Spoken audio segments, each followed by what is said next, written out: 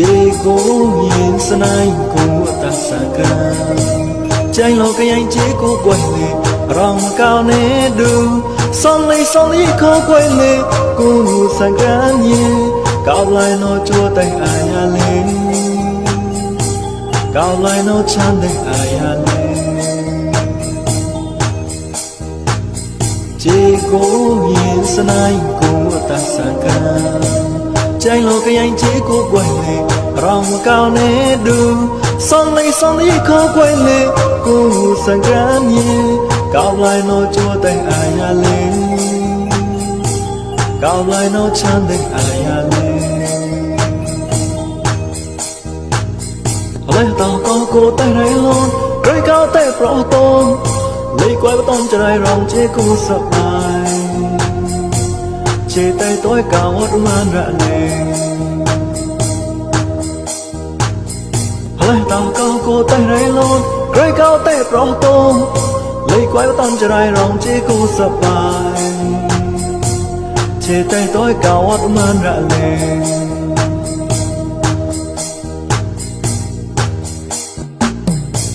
cúi ngó tao cả sa tê lấy thơ bá mong gò cao nó hà lấy chót cao nó thiền ai à tê ye hoa lấy đốt chê lấy chê để điều sang gần như là ba quay nè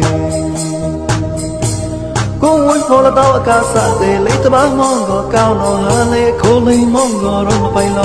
cao với mong sầu nó chăn nó ra lấy hoa lấy đốt chê lấy chê để điều sang gần như là ba quay nè chế cố yên sân anh cùng ta xa ca chạy lo cái anh chế cố quay lệ rong cao nè đường son lấy khó quay lệ cùng sang cá nhé cao lại nó chua tay ai à lên cao lại nó chan tay ai à lên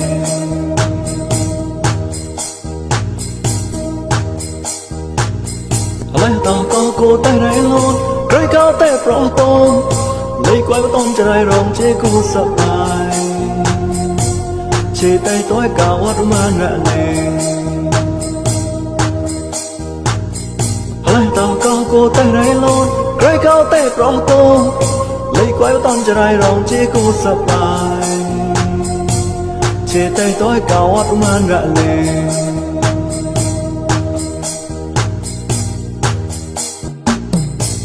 cúi ngó tao cả sa tê lấy thơ bá mong gò cao nó hà lấy chót cao nó thiền ai à tê ye hoa lấy đốt chê lấy chê để điều sang gần như là ba quay nè cúi ngó tao cả sa tê lấy thơ bá mong gò cao nó hà lấy khô lấy mong gò rong bay lo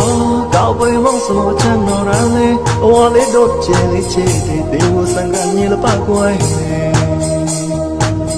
chế cố yên sân anh cùng ta xa ca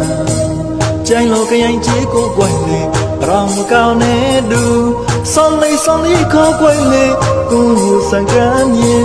cao lại nó chua tay ai à lên cao lại nó chan tay ai à lên